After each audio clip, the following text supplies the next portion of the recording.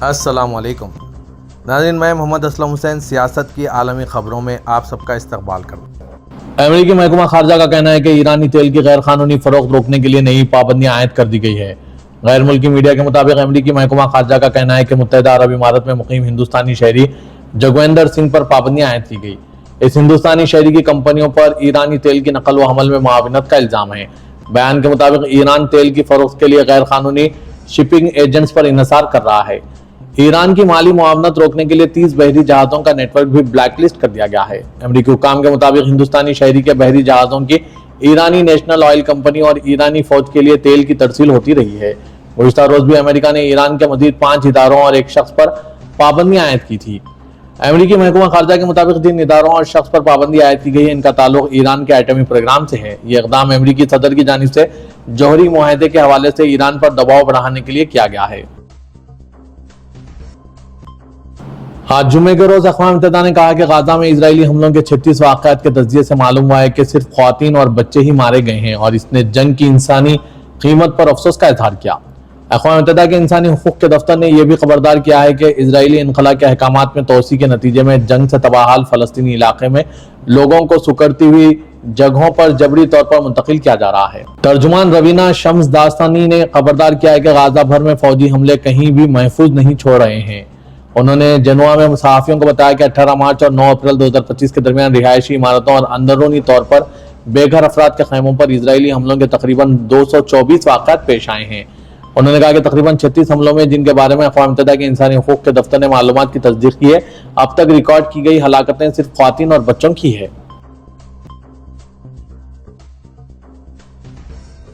अमेरिकी सदर Donald Trump की जानिब से आयद महसूलात के जवाब में चीन ने कहा है कि वो हॉलीवुड की फिल्मों की दरामद पर फौरी पाबंदी लगाने जा रहा है। खबरसां इदारे एएफपी के मुताबिक माहिरीन का कहना है कि चीन में हॉलीवुड बॉक्स ऑफिस पर मुनाफा हालिया चंद सालों में कम हुआ है, लिहाजा इस पाबंदी से माली असरात महदूद होंगे। गुज़िश्ता 30 सालों से चीन 10 हॉलीवुड फिल्में सालाना दरामद करता आ रहा है। ताहम बीजिंग नेशनल फिल्म एडमिनिस्ट्रेशन का कहना है कि ट्रंप के टैरिफ से चीन में अमेरिकी सिनेमा की तलब मजीद मुतासिर होगी।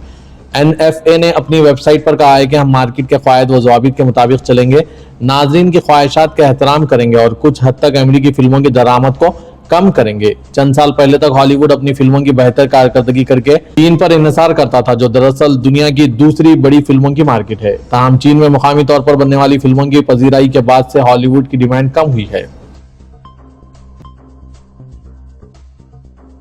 अमेरिकी दरामदात पर आयद टैरिफ के नतीजे में रवां हफ्ते के दौरान आलमी मार्केट में भौचाल रहा। ताहम कारोबारी हफ्ते के अख्तिताम पर भी गैर यकीनी की सूरत हाल बरकरार है। खबरसां इदारे रॉयटर्स के मुताबिक अमेरिकी सदर डोनाल्ड ट्रंप की जानिब से 4 शुबे को महसूलात में 90 दिन के तातील के ऐलान के बाद स्टॉक मार्केट आर्जी तौर पर बहाल होते हुए नजर आई थी, लेकिन दूसरी जानिब चीन के साथ बढ़ती हुई तिजारती जंग से आलमी कसाद बाजारी के खदशात को तक़वियत मिली है। अमेरिकी वज़ीर ख़ज़ाना स्कॉट बेसेंट ने काबीना के इजलास में इन खदशात को दूर करते हुए अरकान को बताया कि 75 से ज़ायद ममालिक ने तिजारती पॉलिसी के हवाले से मुज़ाकरात में दिलचस्पी जाहिर की है। सदर ट्रंप ने भी दुनिया की दूसरी बड़ी मईशत चीन के साथ मुआहदे के इम्कान पर उम्मीद जाहिर की। ताहम अगर कोरोना की वबा के इब्तदाई दिनों से मुआवजा न किया जाए तो ट्रंप के ऐलान करदा टैरिफ से पैदा होने वाली गैर यकीनी की सूरत हाल से आलमी मार्केट में कारोबार कहीं ज़्यादा मुतासिर हुआ है। आज S&P 500 इंडेक्स 3.5% की कमी के साथ बंद हुआ था, जबकि जापान के निकी स्टॉक इंडेक्स में 4% की कमी देखी गई।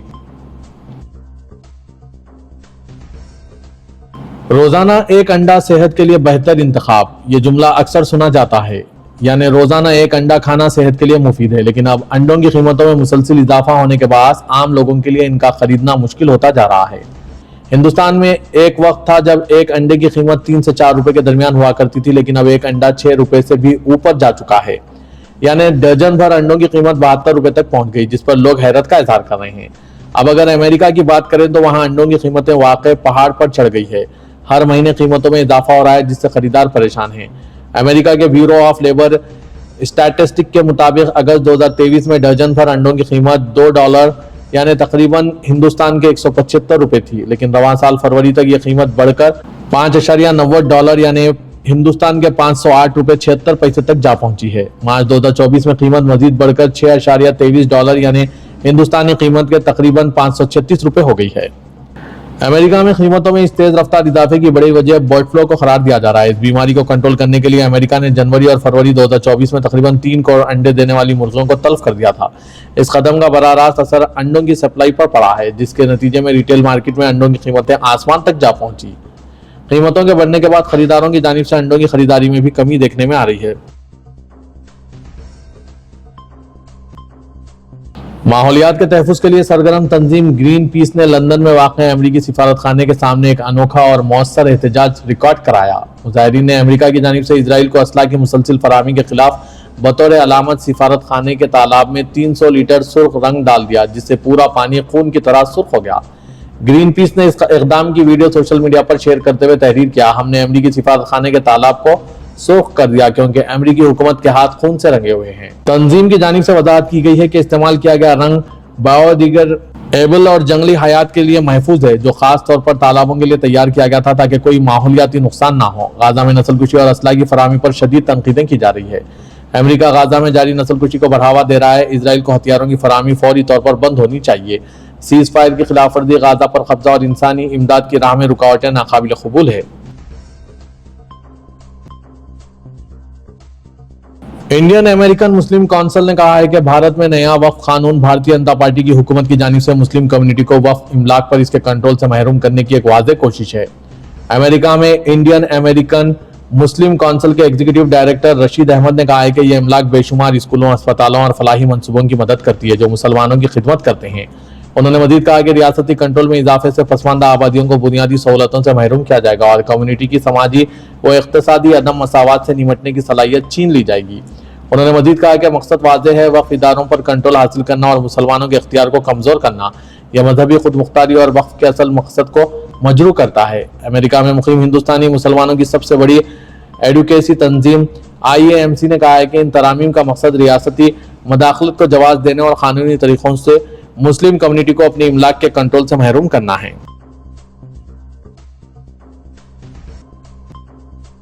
اقوام متحدہ کے سینئر اہلکار نے آج خبردار کیا کہ اسرائیل کے مسلسل فوجی حملے شام کی نازک سیاسی منتقلی میں خطرہ بن رہے ہیں اور ان سے امن و استحکام کی سمت میں اس کی کوششوں کو نقصان پہنچ رہا ہے۔ سلامتی کونسل کے اجلاس کو معلومات فراہم کرتے ہوئے اسسٹنٹ سیکرٹری جنرل برائے سیاسی امور اور قیام امن ڈاکٹر خالد خیری نے کہا ہے کہ دسمبر 2024 میں اسد حکومت کے خاتمے کے بعد سے شام میں سینکڑوں مبینہ اسرائیلی فضائی حملے ہو چکے ہیں، جن میں جنوب مغربی ساحلی علاقے، شمال مشرق دمشق اور حمص میں کیے گئے حملے شامل ہیں۔ گزشتہ ہفتے 3 اپریل کو اسرائیل نے شام میں متعدد فضائی حملے کیے، جن میں دمشق، حما کے فوجی ہوائی اڈے اور حمص میں واقع فوجی ایئر بیس شامل ہیں۔ درہ میں بیک وقت حملوں میں مبینہ طور پر 9 شہریوں کی موت ہوئی ہے۔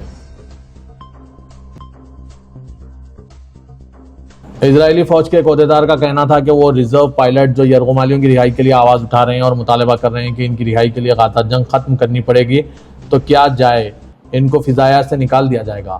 خبررساں ادارے AFP کے مطابق ان عہدیداروں کا کہنا ہے کہ چیف آف جنرل اسٹاف کی مکمل حمایت کے ساتھ اسرائیلی فضائیہ کے کمانڈر نے فیصلہ کیا ہے کہ جو بھی ریزرو اہلکار اس پٹیشن پر دستخط کرے گا وہ اسرائیلی فوج میں اپنی خدمات جاری نہیں رکھ سکے گا۔ یہ بیان تقریباً 1000 ریزرو اور ریٹائرڈ پائلٹوں کی جانب سے دستخط شدہ خط کے جواب میں دیا گیا، جسے کئی اخبارات کے مکمل صفحے پر شائع کیا گیا تھا۔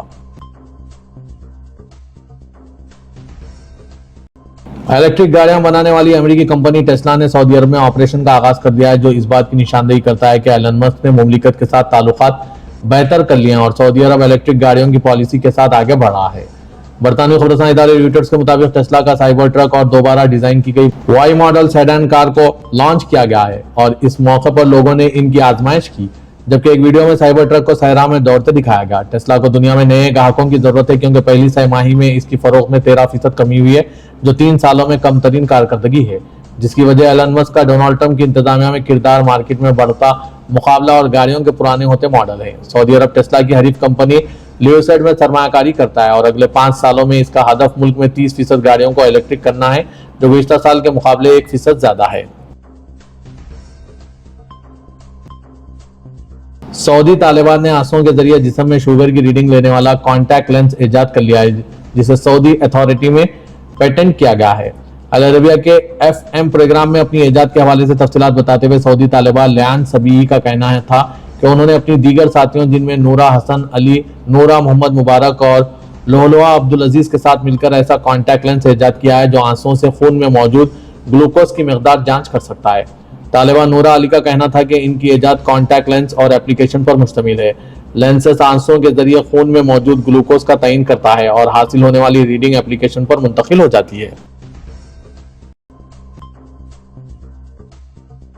सऊदी अरब के 4 एयरपोर्ट्स ने स्काई ट्रैक्स की आलमी दर्जाबंदी 2025 में नुमाया कामयाबी हासिल की। अखबार 24 के मुताबिक एयरपोर्ट होल्डिंग का कहना है कि मुमलिकत के जिन एयरपोर्ट्स ने अवार्ड हासिल किए हैं इनमें रियाज का किंग खालिद इंटरनेशनल एयरपोर्ट, जिद्दा का किंग अब्दुल अजीज इंटरनेशनल एयरपोर्ट, मदीना मुनव्वरा का अमीर मोहम्मद बिन अब्दुल अजीज इंटरनेशनल एयरपोर्ट और दम्माम का शाह फहद इंटरनेशनल एयरपोर्ट है।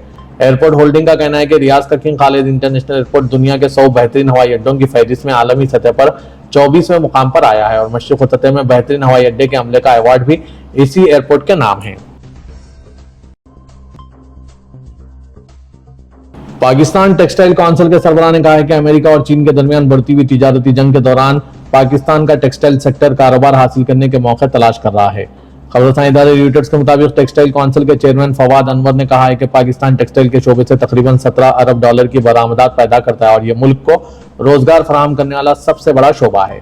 फवाद अनवर ने कहा कि चीन से कारोबार हासिल करने का एक मौका मौजूद है। हम ये कैसे कर सकते हैं, ये इस बात पर मुनहसिर है कि हम किस हद तक मौसर तरीके से मेज पर मुज़ाकरात कर सकते हैं।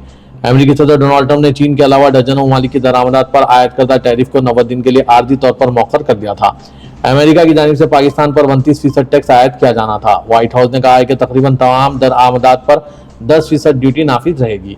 सदर डोनाल्ड ट्रंप ने चीनी दरामदात पर टैरिफ मजीद बढ़ा दिया, जो 4 शुबे से नाफिज हुए 104% से बढ़कर 125% कर दिया गया है।